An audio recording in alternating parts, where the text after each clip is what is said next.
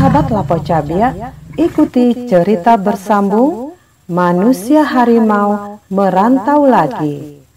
Selamat mendengarkan. Beberapa hari kemudian, Ki Ampuh sudah berada di Jawa kembali. Sementara pengembaraan Ki Ampuh semenjak meninggalkan rumah Erwin, orang muda ini kian hari kian gelisah, tak betah di kampung itu. Tak heran, hampir semua orang yang biasa hidup di kota besar tidak betah berlama-lama di kampung. Hendak ke ladang atau sawah sudah kaku, kegiatan lain tidak ada. Atas desakannya, akhirnya keluarganya mengizinkannya merantau kembali. Atas mufakat keluarga, ditetapkan keberangkatan Erwin 6 hari lagi, yaitu pada suatu hari Kamis yang baik, harus melangkah sebelum matahari terbit.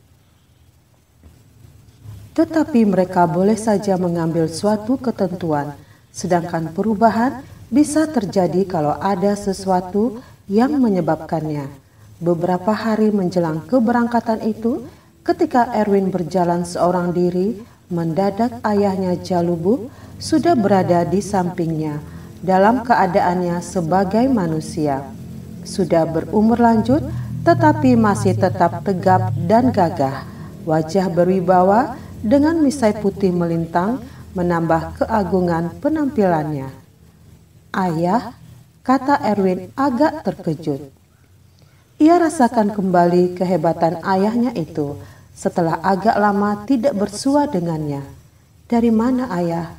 tanyanya. "Aku dari Brastagi," jawab Jalubuk. "Apa yang buat ayah di sana?" "Ah, sekedar jalan-jalan dan berkenalan dengan orang-orang ternama di sana." Yang dimaksudkan ternama dalam bahasa Jalubuk adalah orang-orang yang punya ilmu-ilmu gaib seperti dia, bukan orang-orang berpangkat dari kalangan manapun.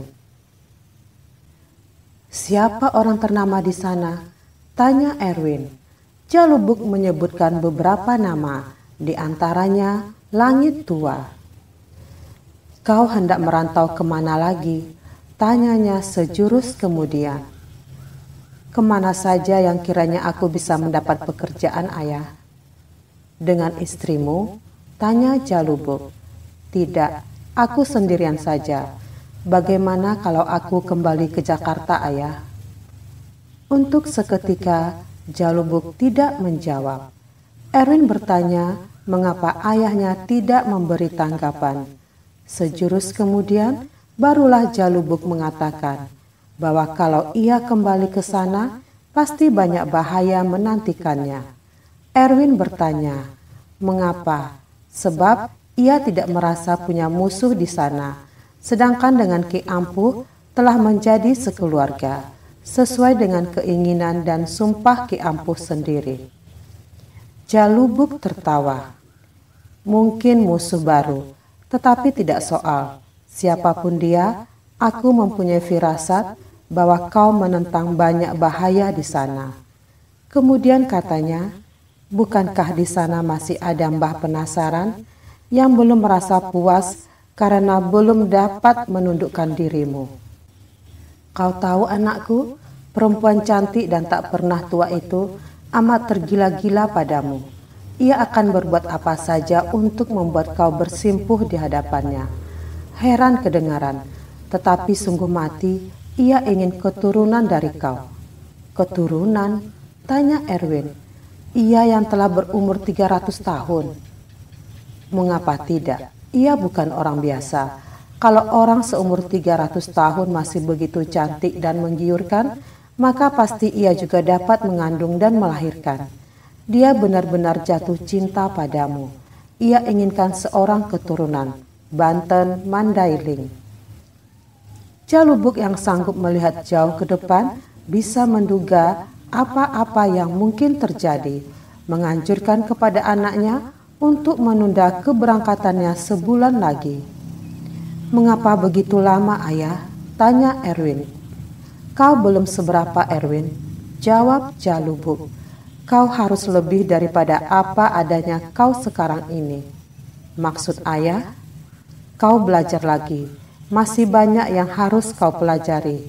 Masih banyak? Tanya Erwin. Melihat dari pengalaman yang lalu, isi dirimu masih harus ditambah. Jalubuk menceritakan bahwa di Sumatera masih banyak orang-orang pandai yang punya kemampuan lain daripada apa yang dipunyai Erwin. Ia ceritakan juga tentang langit tua, tetapi tidak dikatakannya bahwa Ki Ampuh telah belajar padanya. Ada orang-orang yang khusus memperdalam ilmu hitam, ilmu yang dengan mudah dapat mencelakakan orang lain. Kau tidak perlu mempelajari ilmu hitamnya, karena yang demikian hanya akan menyebabkan lebih banyaknya dosa. Tetapi tangkalnya harus kau miliki, dan kemampuan mengobatinya harus pula kau kuasai. Akhirnya setelah Erwin mendapat penjelasan-penjelasan dari ayahnya, ia mengambil keputusan mengikuti anjuran ayahnya. Sebagaimana di masa lalu, ia belum pernah menolak kemauan ayahnya. Adapun pertanyaan-pertanyaan yang dimajukan itu hanyalah karena ingin tahunya mengapa keberangkatan harus ditunda.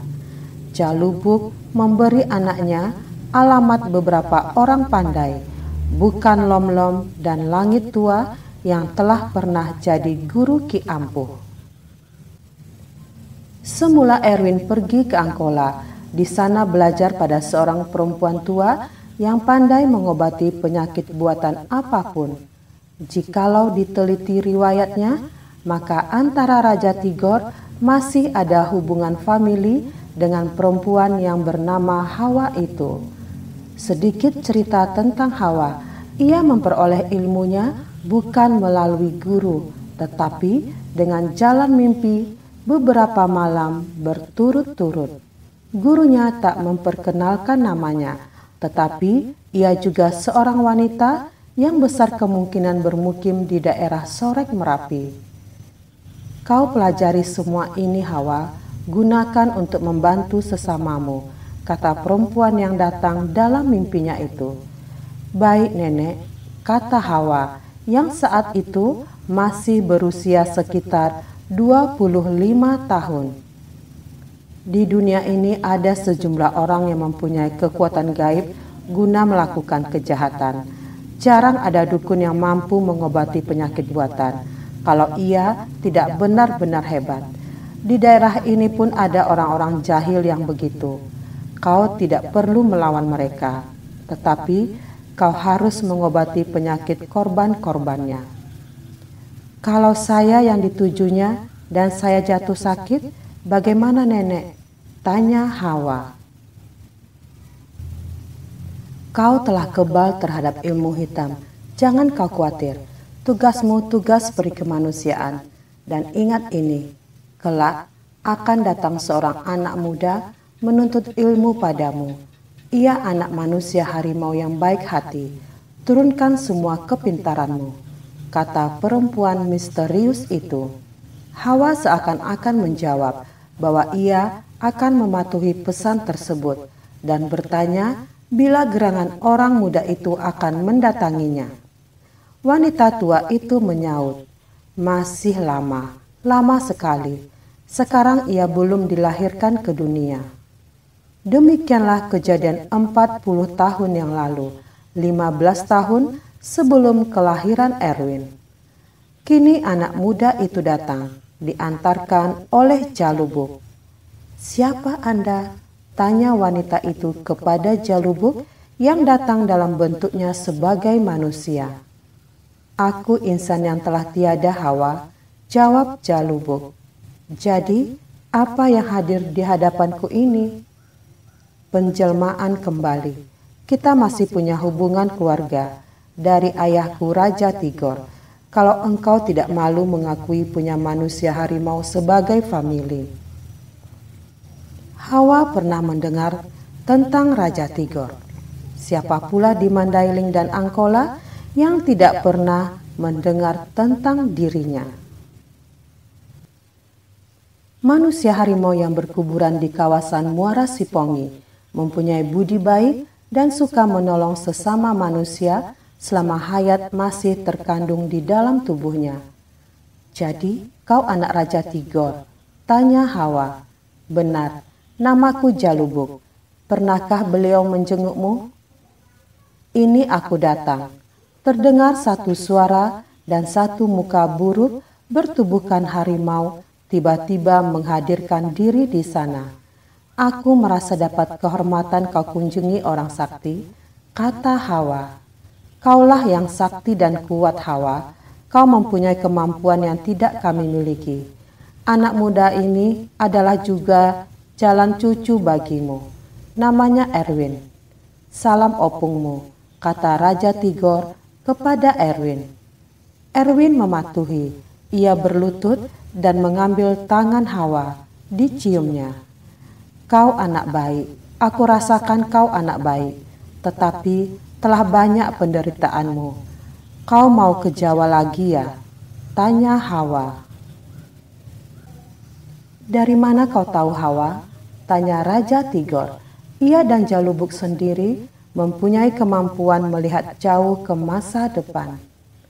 Itu tersurat di wajahnya, dan banyak lagi yang akan dialaminya kalau ia ke Jawa. Mengapa tidak ke tempat lain saja untuk menghindari ketegangan hidup?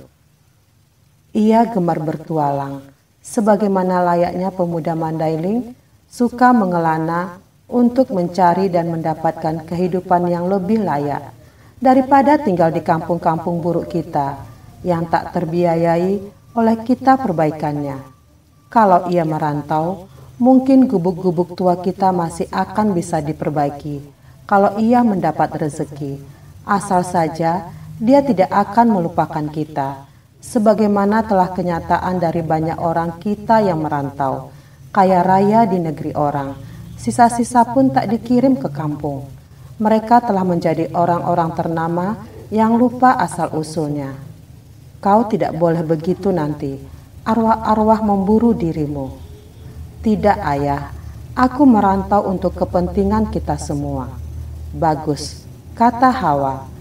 "Kau akan minta ilmu-ilmu penyembuhan, bukan?" "Ya, opung." "Dari mana kau tahu itu?" "Dari wajahnya lagi, Hawa?" tanya Jalubuk.